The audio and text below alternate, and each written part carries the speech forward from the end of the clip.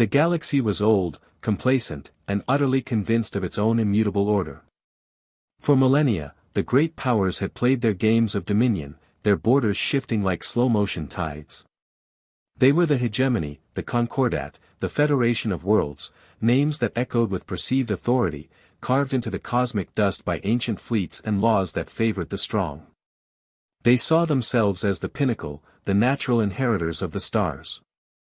And they looked upon Earth, upon humanity, with a mixture of patronizing amusement and mild contempt. Humans, they said. Too emotional. Too volatile. Too short-sighted. They built their little star-jumper ships and scrambled across their small arm of the galaxy, chasing fleeting riches and idealistic dreams. They had no grand unified vision, no ancient lineage to bind them, no inherent discipline ingrained by countless generations of societal structure. They were a curiosity, a useful labor pool when needed, a market for exotic goods, perhaps a source of minor annoyance when their independent nature flared. But a threat? Never. The thought was ludicrous. They were easily managed, easily dismissed. Warnings came, soft at first, then sharper, like pebbles dropped into a deep well. Messages about encroaching borders, resource disputes, the callous disregard for burgeoning human colonies on worlds the hegemony suddenly deemed valuable. Humanity sent envoys, earnest men and women who spoke of shared prosperity, of cooperation, of the rights of developing species. They were met with polite smiles, thinly veiled condescension, and ultimately, silence. The hegemony had decided. They had needs. And humanity, they reasoned, was simply in the way. There was no grand declaration of war. That would have implied humanity was a peer, worthy of such formality. There was only the sudden, brutal efficiency of overwhelming force. It came for the sector known as the Outer Veil, a scattering of human settlements and mining operations that had dared to become prosperous. The hegemony fleet arrived without fanfare, a dark, silent wall against the stars. There were no demands, no ultimatums. Only extermination. Station Seraphina, orbital hub housing 80,000 souls, many of them children born under artificial gravity and filtered sunlight, was the first to vanish. Not shattered, not blown apart in a glorious, tragic explosion. It was simply, erased. Reports, frantic, terrified, spoke of weapons that didn't fire bolts of energy or kinetic rounds, but seemed to fold space itself, peeling existence away like fragile paint. Ships were caught in invisible currents, twisted and compressed into impossible geometries, their crews screaming briefly before silence. The colony world of Xylos followed. A vibrant, nascent society building cities from native crystal, their laughter and music echoing in the alien valleys. The hegemony landed ground forces, not to conquer or occupy, but to cleanse. Accounts, pieced together later from damaged data recorders and the fragmented memories of the few who escaped, told of systematic slaughter, of populations herded into processing centers that were anything but, of the cold, clinical efficiency of true horror. They didn't even leave ruins, they left dust and a lingering, acrid scent on the wind. This wasn't conquest. This wasn't strategy. This was a message. A brutal, undeniable statement to humanity: you do not matter. Your lives have no value. Your presence is an inconvenience, and we will remove it. They took the resources, claimed the territory, and broadcast their actions across galactic channels, a clear demonstration of their power and contempt. The other powers offered tepid condemnations, brief moments of televised sympathy, then turned away, pretending not to see the blood staining the void. It was just humanity, after all. They would rebuild. Or they would fade. The galaxy forgot the outer veil almost instantly, filing it away under minor territorial adjustments. They believed they had broken humanity. They believed they had taught a species a harsh, necessary lesson about their place. They believed humanity would cower, would retreat, would perhaps even offer tribute to avoid further suffering. They were wrong. Terribly, catastrophically wrong. The news reached Earth, reached Mars, reached the inner colonies, not as a slow trickle, but as a punch to the collective gut. The broadcasts from the hegemony were meant to intimidate, to demoralize. Instead, they ignited something ancient and terrible in the human soul. Grief was a physical blow, staggering entire populations. Then came the silence. A deep, profound, terrible silence that fell over the soul system like a shroud. The initial shock gave way not to despair, but to a cold, hard void where pain had been, now filled only with a singular, unyielding resolve. There were no protests in the streets demanding vengeance. There were no impassioned speeches in any parliament calling for immediate war. The leaders, the people, they simply stopped. They watched the images, they heard the accounts, they saw the dust where Xylos had been, they felt the phantom screams from Seraphina. And a collective decision, unspoken but absolute, settled like bedrock. Never again. The words were a whisper in billions of minds, a hammer blow on the forge of their future. Never, ever again would humanity be weak. Never again would they be a lesson for others to teach. Never again would they be forgotten. Borders dissolved. Ancient political rivalries became meaningless dust. The nations of Earth, the independent colonies, the orbital habitats, they looked at each other and saw only shared trauma, a common wound that would never truly heal. A council formed, not of politicians, but of scientists, engineers, military strategists, and those who had lost everything. Their mandate was singular, brutal, and absolute: ensure the survival and future dominance of humanity. Whatever the cost. Whatever the method. Then, humanity withdrew. The soul system became a fortress, not just militarily, but existentially. Communication ceased. Trade stopped. Exploration missions turned back. The hegemony, checking in periodically to gauge the level of submission, found only silence. No signals were sent out. No ships left soul space. The galaxy interpreted this as collapse, as defeat. Humanity, they presumed, was licking its wounds, descending into internal chaos, its brief flickering presence amongst the stars all but extinguished. Good riddance, some thought. The galaxy was quieter without their messy emotions. They did not see what happened within the soul system. They did not hear the hum of engines driven by forbidden physics, the clang of alloys being forged in lunar furnaces, the endless lines of automated construction platforms swarming like metallic locusts in the asteroid belt. They did not know that humanity had opened the black vaults, accessing theoretical physics and technological pathways deemed too dangerous, too unpredictable, too existentially risky by the older, more cautious species. Desperation was a potent catalyst. Grief was a powerful motivator. And cold, focused rage was the fuel. Years passed. 5. 10. 20. The hegemony grew fatter, more arrogant, expanding into the territories once claimed by humanity in the outer veil, finding nothing but the lingering scent of death and the occasional twisted wreckage.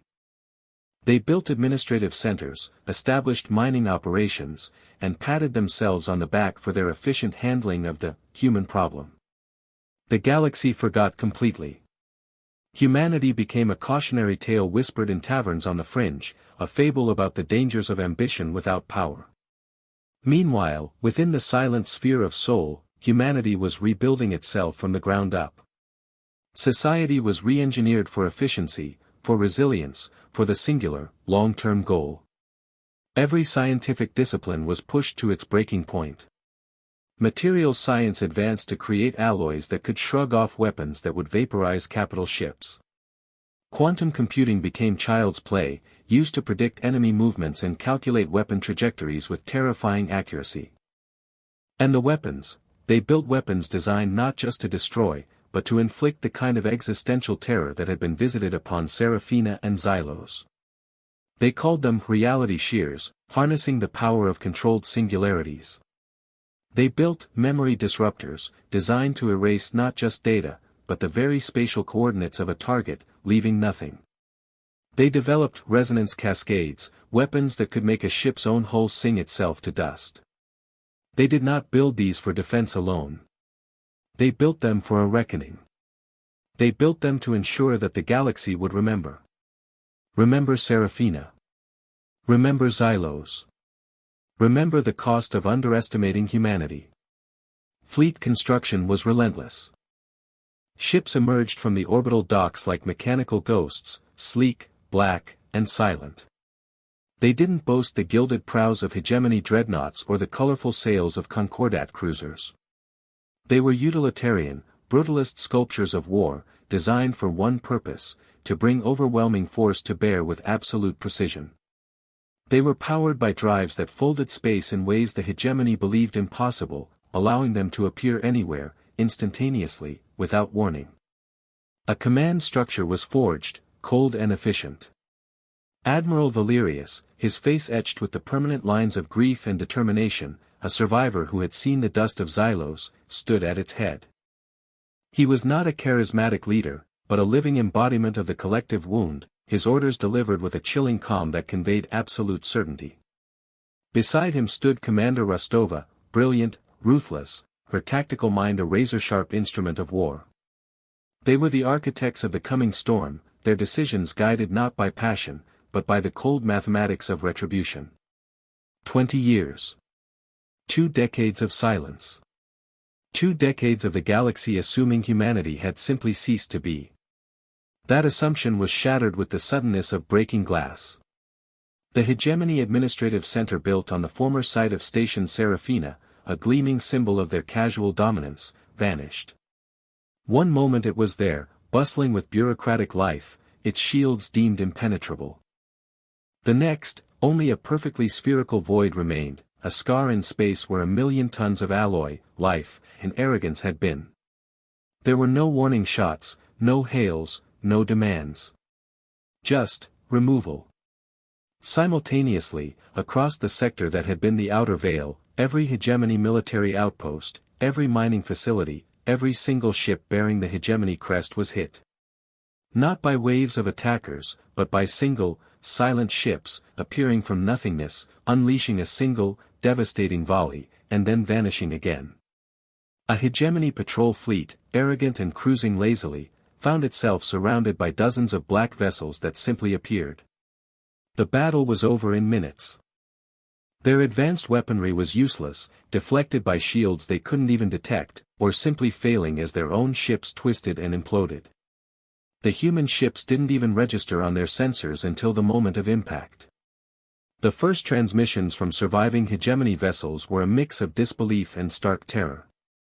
Words like, impossible, ghosts, unseen, they don't fight fair, they described weapons that left no trace, ships that appeared and vanished like specters, and a chilling, utter silence from the attackers.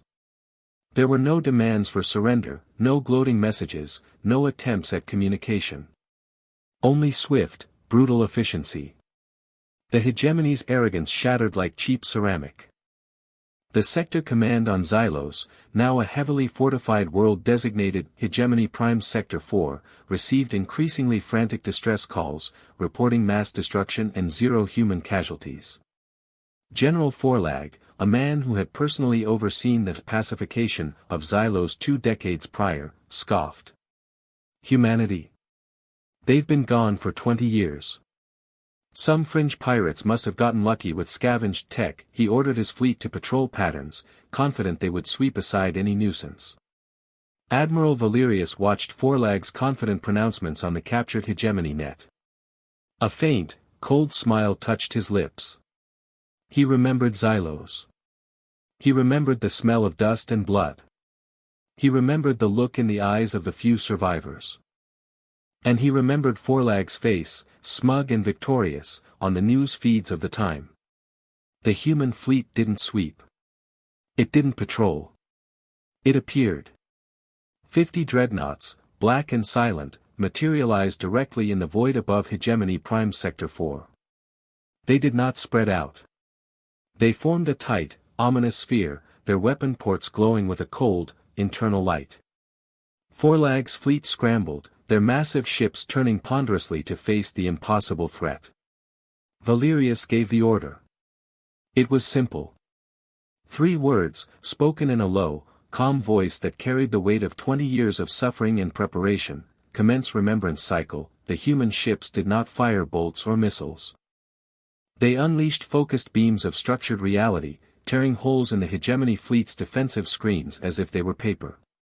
Then came the secondary weapons, not designed for raw power, but for exquisite, targeted destruction.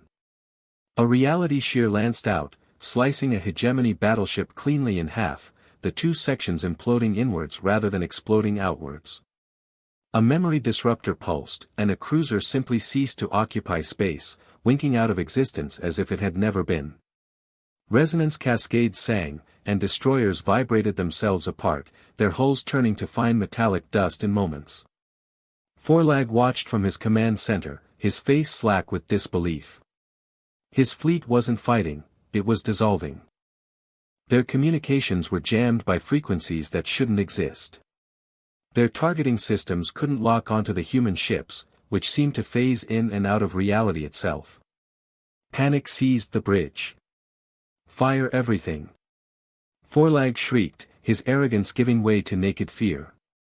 His ships obeyed, unleashing torrents of energy and ordnance into the void, hitting nothing. Valerius's flagship, the Vigilant Memory, remained perfectly still at the center of the human formation. It did not participate in the general destruction. Its weapons were reserved. Admiral Valerius watched Forlag's command center on the tactical display, the familiar, arrogant face now contorted in terror. He opened a channel, but only to Forlag's bridge, a private, inescapable link. General Forlag, Valerius's voice was calm, measured. Do you remember Xylos? Forlag flinched, his eyes darting around the bridge, looking for the source of the voice. Who is this? What is this? He stammered. Valerius ignored the questions. Do you remember the crystal cities? The scent of the air? Do you remember the processing centers? Do you remember the dust? Forlag's face paled further. Humanity, you were gone, it's impossible. Valerius leaned closer to his microphone. Nothing is impossible when you have 20 years to remember. We are not here for conquest, General. We are here for remembrance. A single weapon port on the Vigilant Memory glowed. It wasn't a reality shear or a memory disruptor. It was something else, something colder. A beam of pure information, raw data from the black vaults, lanced out, punching through the fortifications and shields of Forlag's command center. It wasn't a destructive weapon in the conventional sense. It was a weapon designed to inflict an unbearable burden. It didn't kill Forlag instantly. It flooded his mind with the complete, unedited, sensory experience of every single atrocity committed on Xylos. Every scream, every moment of terror, every death, every scent, every taste of the dust. All at once. General Forlag did not scream. His body simply seized up, his eyes rolling back, a thin trickle of blood running from his nose and ears. He collapsed, his mind overloaded, broken by the sheer weight of the suffering he had inflicted and casually forgotten. His command center went silent. With Forlag's death and the systematic annihilation of his fleet, Hegemony Prime Sector 4 fell. The human fleet didn't bombard the planet. They left it, a silent monument to what had happened there 20 years ago, now under the watchful, terrifying gaze of the black ships. The galaxy reeled. The news spread like wildfire. The hegemony, the seemingly invincible power, had been gutted in a single, brutal strike. The Outer Veil sector, once their proud acquisition, was now a graveyard patrolled by ghosts. Initial disbelief gave way to fear. This wasn't the humanity they knew. This was something forged in fire and darkness, something cold, precise, and utterly merciless.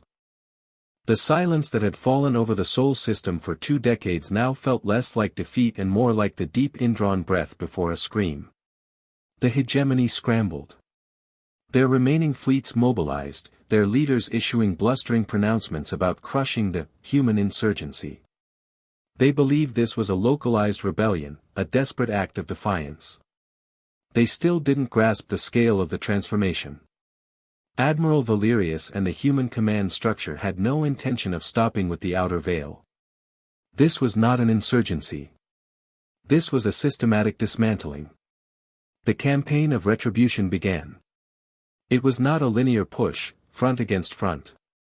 It was a galaxy-wide series of calculated strikes, each one designed to inflict maximum damage, sow maximum terror, and deny the hegemony any chance to regroup or respond effectively. They targeted the hegemony's logistical backbone, shipyards vanished in blinding flashes of folded space, fuel depots imploded across light years, communication hubs were severed by surgical reality shear strikes.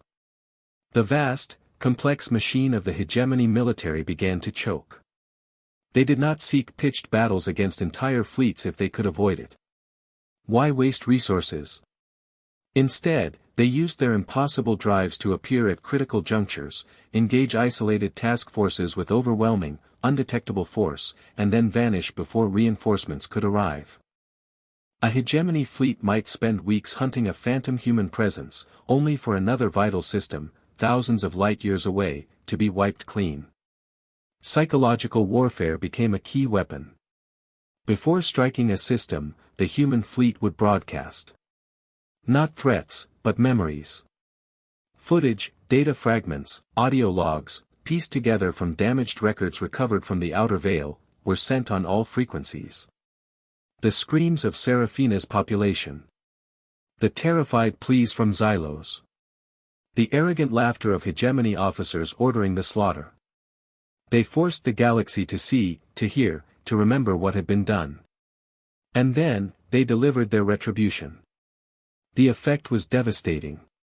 Fear of humanity's physical power was matched only by the moral dread their actions inspired. Hegemony systems, already reeling from the sudden, inexplicable attacks, began to fracture. Peripheral worlds, long chafing under hegemony rule, saw the impossible defeat of their overlords and rose in rebellion. Communications chaos meant the hegemony center couldn't coordinate effectively. Orders were lost, fleets were scattered, and morale plummeted. Their bureaucratic rigidity, once their strength, became a fatal weakness in the face of an enemy that moved with the fluidity of a predator and struck with the precision of a surgeon. The galaxy watched, horrified and mesmerized. The Concordat and the Federation, the other great powers, huddled behind their own defenses, issuing neutral statements, terrified of drawing the attention of the silent, Black Fleet. They had watched humanity be erased, and now they watched humanity do the erasing. They saw the same cold efficiency, the same utter disregard for the enemy, the same finality in the destruction. They wondered, with growing unease, if they were next. They began to remember minor territorial disputes, dismissive words, condescending glances they had given humanity over the centuries. They began to fear that they, too, might have forgotten something vital. As the campaign continued, the human fleet revealed even deeper layers of its power. They deployed automated drones that could bypass any known security system, infiltrating enemy networks and turning defensive grids against their owners.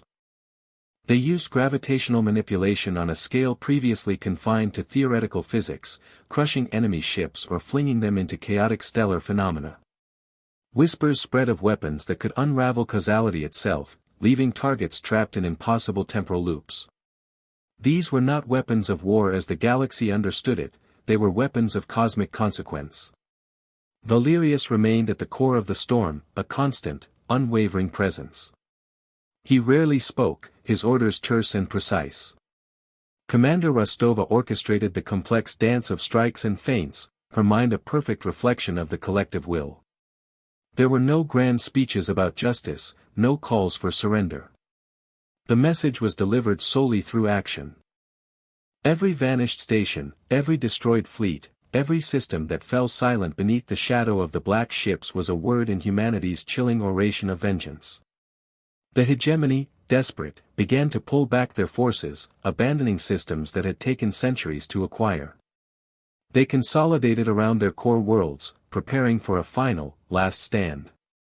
They activated ancient defense platforms, recalled fleets from distant campaigns, and called upon allies who, until recently, had treated them with deference. Those allies, however, were now watching humanity's terrifying display of power and calculated the cost of involving themselves. Few answered the call. Grand Arbiter Thalkay, the civilian leader of the hegemony, his face a mask of fear and confusion, addressed the galaxy. He spoke of the need for peace, of regrettable past incidents, of the willingness to negotiate. His words, broadcast on the same channels that had once shown the casual destruction of Seraphina and Xylos, rang hollow. Admiral Valerius did not respond. The human fleet did not slow its advance. There would be no negotiation. Only remembrance. The final push was towards the hegemony capital, the glittering world of Ethelgard, the heart of their empire. Protected by layers of defense grids, orbital fortresses, and the last concentration of their remaining fleets, Ethelgard was considered impregnable. The hegemony believed they could weather the storm here, force humanity into a costly, prolonged siege, and perhaps negotiate from a position of perceived strength. They underestimated humanity one last time. The human fleet did not arrive in a single, frontal assault. They appeared simultaneously throughout the Ethelgard system, not just the main fleet, but what seemed like every single human ship ever built, materializing within the defense grid itself, bypassing layers of protection deemed infallible. They were everywhere at once. Chaos erupted in the Ethelgard system. Hegemony defenses designed to face an external threat were overwhelmed from within. Orbital fortresses found silent, black ships appearing in their docking bays. Dreadnoughts found memory disruptors activating in their engineering sections. The battle was not a glorious clash of titans, it was an execution. The human fleet moved through the hegemony defenses with cold, surgical precision, dismantling them piece by piece. On Ethelgard itself, panic gripped the population. The sky was a maelstrom of impossible colors and vanishing ships. Defense stations winked out of existence, silent and final. Grand Arbiter Thalkay watched from his palace, the sounds of distant, impossible destruction echoing through the reinforced walls. His military advisors were useless, their faces ashen, their plans obsolete before they could be implemented. Admiral Valerius's flagship, the Vigilant Memory, took position directly above Ethelgard, blotting out the artificial sun. It did not fire upon the planet. It simply hovered, a silent, terrifying judge. A single channel opened, this time to Grand Arbiter Thalkay himself. Valerius's voice, calm and utterly devoid of emotion, filled the Arbiter's private communication chamber. Grand Arbiter, Valerius said. Look up. Do you remember the dust? Thalkay looked out the reinforced viewport at the impossible black shape filling his sky. He remembered the casual dismissiveness, the reports of a minor species being relocated, the laughter in the council chambers when the human envoys spoke of rights. He remembered nothing of dust. But he saw the consequence of forgetting. Fear, cold and absolute, seized him. We surrender. Thalkay cried, his voice trembling. We yield. We will agree to any terms. Just stop this. Valerius was silent for a long moment. The sounds of the collapsing hegemony defense fleet echoed in the background of the transmission. Terms. Valerius finally said, a dry, humorless sound. There are no terms. Only remembrance. The weapons of the Vigilant Memory remained silent, aimed at the planet, but inert. The rest of the human fleet finished its work in the system, silencing the last of the hegemony resistance. Then, they too, settled into a silent, watchful orbit. They did not bombard Ethelgard. They did not invade. They simply waited. The waiting was its own form of terror. Ethelgard, stripped of its defenses, cut off from the rest of its dying empire, waited under the shadow of ships that could unmake reality. The silence from above was more terrifying than any bombardment. It conveyed a chilling message: your fate is decided. Your power is gone. We could erase you, but we choose not to. You will remain, and you will remember. The hegemony was broken. Its military annihilated, its core systems under silent human watch, its leadership in disarray or dead. The Grand Arbiter Thalkay, trapped on his capital world, became a figure of pity and contempt across the galaxy. The empire that had ruled for centuries dissolved not with a bang, but with a whimper, choked by its own arrogance and undone by the quiet vengeance of a species it had dismissed. The galaxy was left in a state of stunned silence. The old order was gone. A new power had risen, seemingly from nothingness, and it was terrifying. Humanity. The emotional, volatile, short-sighted species. They had not just survived, they had conquered. Not through assimilation or alliance, but through overwhelming power born from deep trauma and wielded with cold, precise fury. The silence from the Sol system had been misunderstood. It wasn't the silence of a species dying. It was the silence of a species listening. Listening to the echoes of its dead, to the whispers of forgotten knowledge, to the forge where vengeance was hammered into reality. With the hegemony's fall, a power vacuum ripped through the galaxy. Other species, long suppressed or marginalized, looked at humanity's impossible victory and dared to dream of their own liberation. Uprisings flared in systems once held tight by the hegemony. The Concordat and the Federation, having wisely kept their distance, now regarded humanity with a mixture of profound fear and cautious, almost servile, respect. They sent envoys, this time approaching with humility, requesting dialogue, offering treaties. Admiral Valerius, now effectively the figurehead of humanity's galactic presence, rarely met with them. When he did, his message was stark. "We remember," he would say, his eyes holding the weight of the past 2 decades. "Do not give us cause to remind you, humanity did not seek to impose its will on the entire galaxy, at least not in the conventional sense. They established protected zones around their core systems and the reclaimed outer veil. They laid down simple, brutal laws for anyone transiting near their space. Trespass meant annihilation. Aggression meant immediate, total retaliation against the offending party, and perhaps their allies. Their dominance was not through conquest or governance, but through the sheer, undeniable threat they posed. Their black ships patrolled the former hegemony space, silent arbiters of a terrifying new peace. They rarely interfered in the internal affairs of other species, but any hint of the old arrogance, any act that echoed the casual cruelty of the past, was met with swift, decisive, and disproportionate force. The galaxy learned to walk on eggshells around humanity. Within humanity itself, the cost of victory began to surface. The 2 decades of relentless focus, of sacrificing personal lives and societal norms for the singular goal, had left scars. The collective rage that had unified them was a potent, but corrosive, force. Admiral Valerius carried the heaviest burden. He had been the instrument of remembrance, the hand that delivered the cold justice. But the ghosts of Xylos and Seraphina were always with him, and sometimes, late at night on the vigilant memory, he wondered if the cost had been too high, if in destroying the monsters, they had become something else. Commander Rostova remained pragmatic, focused on maintaining humanity's strength and security. "We are safe now," she told Valerius once.